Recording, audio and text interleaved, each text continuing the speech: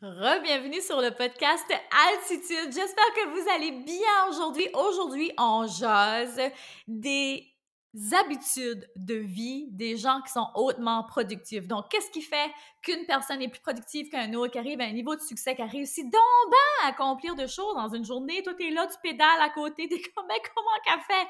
Je vais vous dire c'est quoi les points qui se retrouvent dans la majorité, la grande majorité des femmes. Par exemple, quand on pense à Michelle Obama, quand on pense à Beyoncé, oui là c'est certain, je vous nomme des tops du top, mais reste que des habitudes que ces femmes-là implémentent dans leur quotidien que vous pouvez aussi implémenter dans votre vie à vous. Donc, on commence par numéro 1, une routine matinale saine. Ça, c'est la clé. Moi, toutes les personnes qui m'inspirent ont une routine matinale vraiment solide.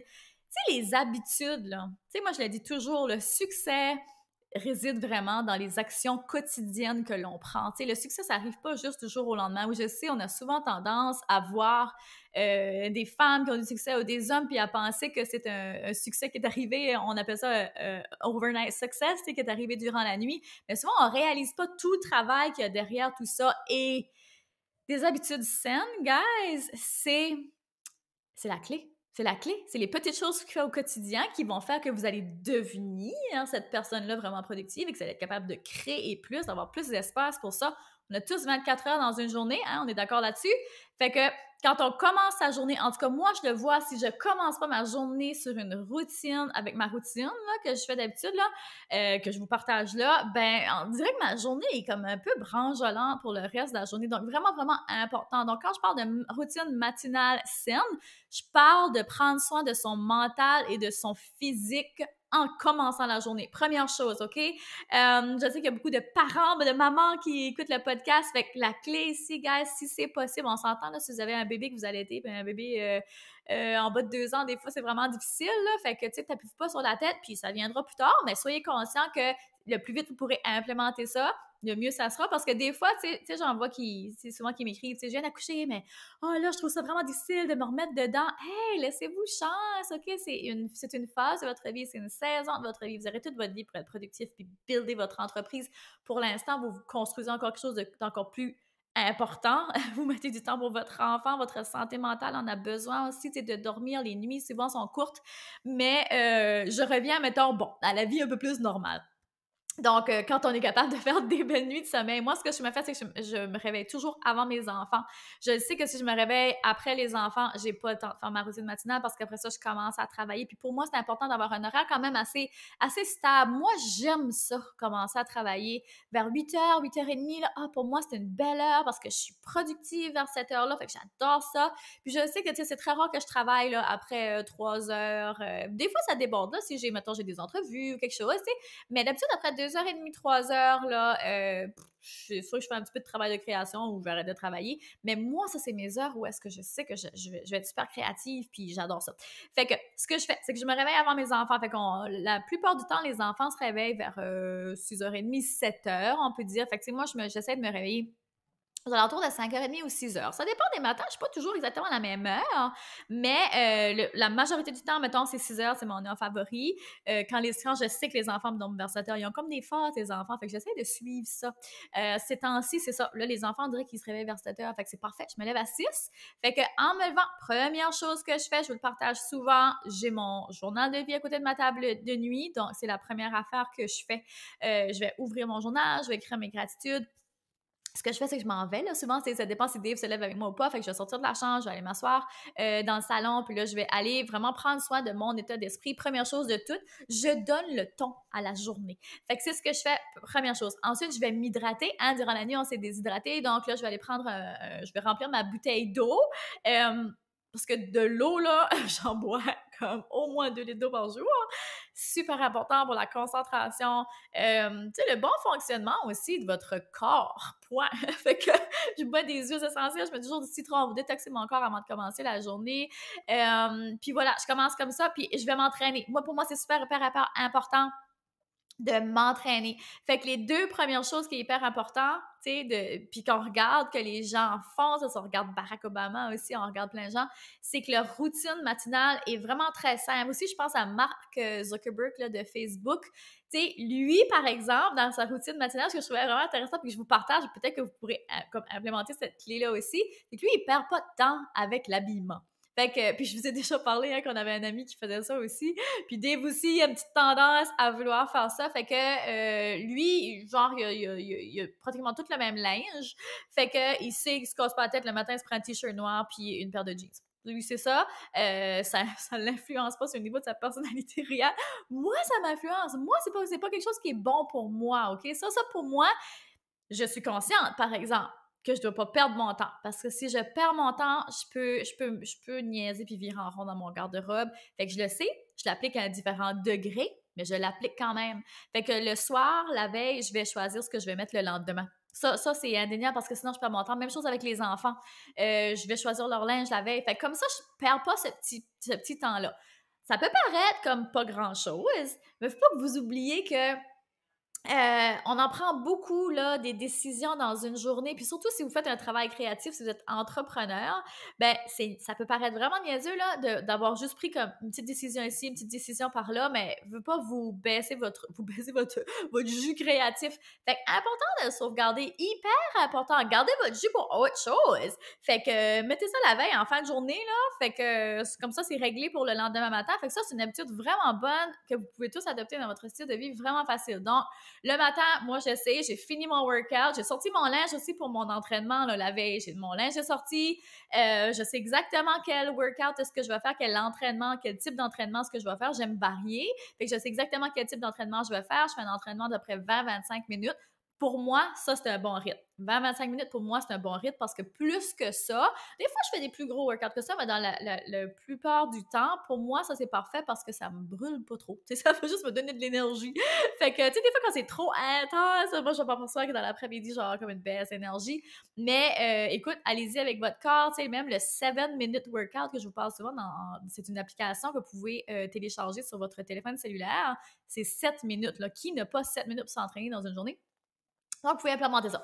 OK, fait que ça, c'est la première affaire, d'avoir une routine matinale vraiment spécifique et d'intégrer des actions positives, qui était le deuxième point, mais je trouvais que les deux s'englobaient vraiment bien. Donc, de faire des actions positives, tu sais, de vraiment prendre le temps de journaler. Moi, je trouve que ça, c'est très, très, très, très important pour mon état d'esprit mental. État d'esprit mental, ça dit même pas. Mon état d'esprit et mon mental, en tout cas. Fait que ça, c'est vraiment quelque chose que vous pouvez aussi insérer. Vous allez voir, là, ça va vraiment vous aider au niveau de votre productivité parce que vous allez vous mettre dans un état d'esprit positif, un état d'esprit de croissance. Et lorsqu'on est dans un état d'esprit comme celui-là, où est-ce qu'on est plus énergétique, on est plus positif, on est plus enclin à sortir de sa zone de confort, on est plus enclin à vouloir travailler dans nos projets, être plus créatif. Donc, c'est un lien direct avec la productivité, direct, mes amis. Fait que ça, c'est les deux premières choses. Ensuite, on passe au troisième, qui est les affirmations positives. Le fait de visualiser où est-ce que vous voulez vous en aller. Par exemple, j'ai un gros examen aujourd'hui, puis mon affirmation aujourd'hui, j'aurais dit ce matin, ça aurait été « Je vais réussir mon examen ». Tu sais, comme on est enligné, on est motivé, on a une vision claire, on sait où est-ce qu'on va, fait qu'on y arrive plus vite, OK? C'est prouvé, ça, que ça fonctionne, OK? C'est pas juste des paroles en l'air, puis vous perdez pas votre temps là, quand vous faites ça, les affirmations positives. Ça prend une seconde aussi pour l'établir, vous donner la direction. Et quand vous vous mettez dans cet état d'esprit-là, ben clairement, vous arrivez à vos résultats plus vite. OK? Fait que affirmation positive, insérez ça dans votre routine. L'autre chose, les actions orientées vers les priorités. OK? Encore une fois, avec la vision, j'en parle tout le temps de la méthodologie EFIC, avec le programme aussi productivité, la formation productivité féminine. Tu sais, je vous enseigne vraiment là, à établir vos priorités, à éliminer les distractions. Ça, là, ça vous rend productif parce que, mon Dieu, que des distractions, il y en a. Puis si on n'est pas capable d'établir les priorités, de un, les reconnaître, puis de un, les préserver, puis de deux, les préserver, ben c'est facile de se laisser bombarder par des distractions, puis là, on se perd, puis là, parce que des urgences, il y en arrive tout le temps, puis la vie arrive aussi tout le temps.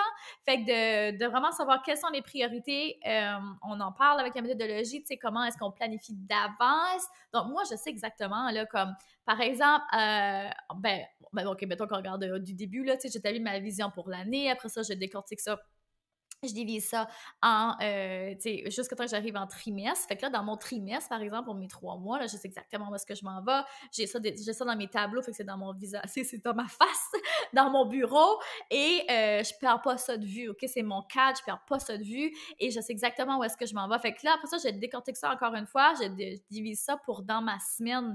Fait que avant de commencer ma semaine, moi, le dimanche soir, j'aime bien faire ça. Je le fais le vendredi, là, de la semaine précédente, là, avant de terminer ma semaine de bureau, je vais m'asseoir, puis je vais comme noter, tu sais, mes bons coups et tout ça, puis qu'est-ce que je veux faire pour la semaine prochaine. Moi, ça me permet de vider mon cerveau, plus relaxer pour la fin de semaine.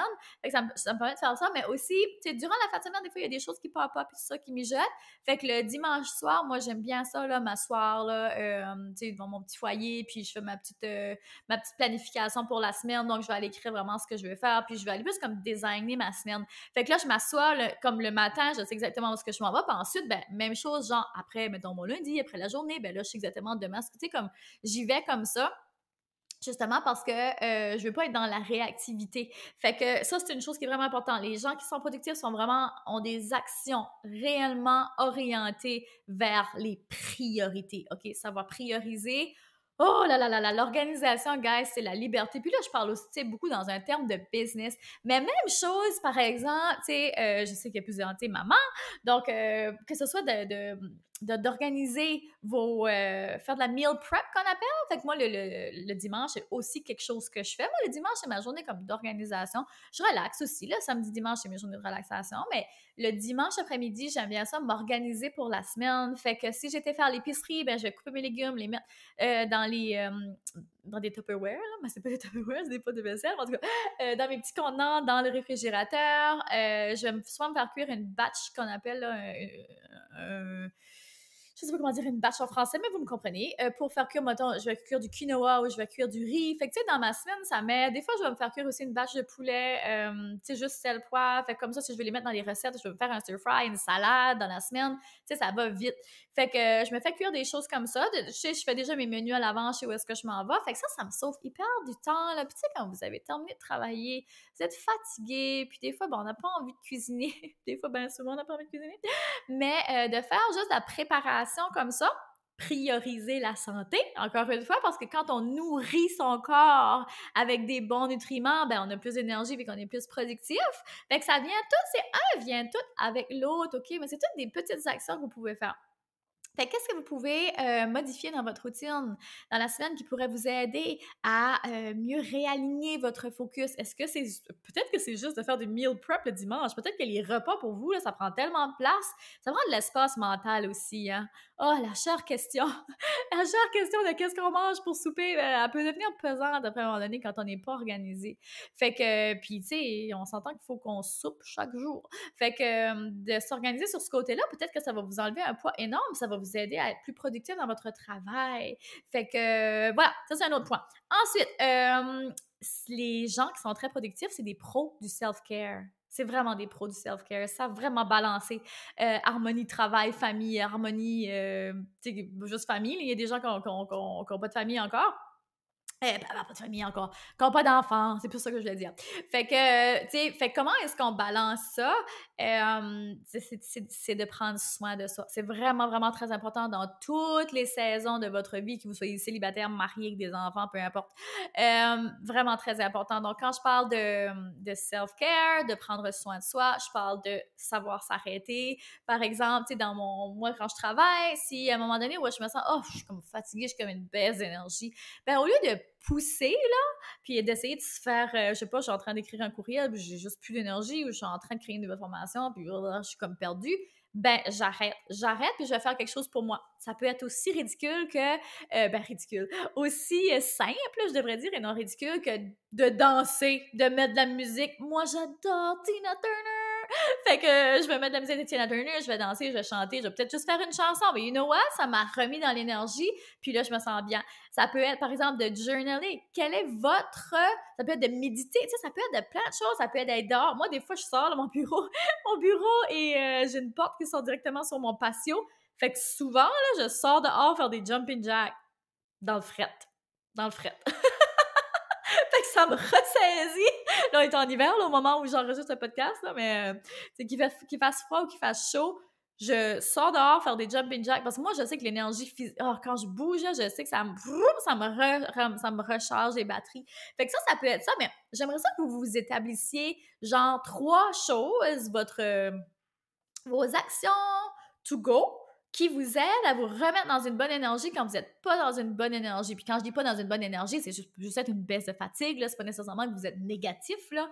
Fait que ça serait quoi? Moi, par exemple, chanter et danser, c'est vraiment quelque chose que j'aime faire. L'activité physique, faire des jumping jacks, courir, whatever, j'adore ça. Puis j'aime aussi journaler. Fait que des fois, j'ai comme juste besoin de m'asseoir puis juste comme sortir des idées ou d'aller dans mon FX puis mettre comme dans ma boîte à outils plein de choses parce que ça vient comme cloguer mon cerveau, qu'on appelle, ça vient boucher mon cerveau. Fait que j'ai comme l'impression que j'ai vraiment besoin des fois d'aller sortir mes idées. Puis là, tiens, tout d'un coup, c'est reparti, ça fait le ménage. C'est de faire le ménage. Mon Dieu, que c'est important. Et ça fait tellement partie de ma méthode de faire le ménage de sa tête. Tu sais, j'ai commencé par une professionnelle de la santé mentale, donc j'aidais les gens à faire le ménage de leur tête et de leur cœur. Puis aujourd'hui, en entrepreneuriat, ben, j'aide vraiment les gens à faire le ménage de leur entreprise, de leur business. Fait que quand on conjugue les deux, parce qu'on s'entend, votre entreprise, c'est vous, hein? Fait que de faire des petites choses comme ça, de savoir prendre soin de soi, en prenant soin de vous, vous prenez soin de votre entreprise aussi, hein? Puis vous prenez soin de votre famille, puis vous prenez soin, si vous êtes le centre de votre vie. Fait que vraiment, vraiment très important. Fait que ça peut être aussi, genre, en plein après-midi, d'aller prendre un bain, on s'en fout. À nous, les 3 quarts des entrepreneurs, vous travaillez de la maison, faites ce qui vous fait du bien, OK? C'est important parce que de pousser quand on est fatigué, ça va vous prendre plus de temps pour créer que si vous prenez 10, 15, 20 minutes même pour aller faire d'autres choses complètement déconnectées, aller faire une balade en voiture, peu importe, et revenir, vous allez être beaucoup plus productif que si vous ne l'avez pas fait. Vous comprenez? Fait que ça, c'est une hyper de bonne technique, OK? Devenez des pros du self-care, du self-care en français. Je trouve tellement que c'est comme difficile à traduire. Donc, de prendre soin de soi. Donc, ça, c'est une autre action que vous pouvez faire, une autre habitude. Donc, ensuite de ça, la prochaine, c'est d'automatiser les petites tâches que vous n'aimez pas nécessairement faire, OK? Et là, je parle des tâches comme, ça pourrait être genre payer vos factures, ça pourrait être, tu sais, mon Dieu, toutes des petites choses comme moi, par exemple, j'aime faire le ménage, mais pas tant que ça. Fait que je délègue ça. J'ai une femme de ménage. Tu sais, ça pourrait même me mettre au niveau des repas. Peut-être que ça pourrait être, je sais pas moi, de prendre Good Food. Moi, j'adore ça. Là. J'utilise ce service-là aussi parce que je suis fatiguée, guys, des fois. Fait que j'ai pas toujours envie de cuisiner. Puis c'est important pour moi qu'on mange santé. Fait que je sais que moi, mon réflexe, si j'ai pas, je suis trop fatiguée, j'ai pas envie de cuisiner cette soirée-là, ben mon réflexe, ça va être comme, ben, on va soit manger quelque chose qui est rapide à faire. Fait que rapide, souvent, c'est pas santé. Ou qu'on va juste aller manger au resto. Fait que je préfère avoir cette alternative-là comme backup. Donc, j'ai un plan B, je suis bien préparée, je suis organisée. Ça, c'est une bonne chose aussi. Fait que d'automatiser les petites tâches que vous n'aimez pas, il y en a, vous allez les reconnaître, ça peut être au travail, ça peut être dans la vie, mais enlevez des choses sur votre assiette, OK? Le plus vite possible. Ça vient avec mon prochain point qui est de déléguer. OK? Fait que vous pouvez automatiser, comme je disais, ça c'est le premier point. Il y a automatiser et il y a déléguer. OK? C'est 2 choses, 2 habitudes que vous pouvez prendre pour vous aider à être plus productif.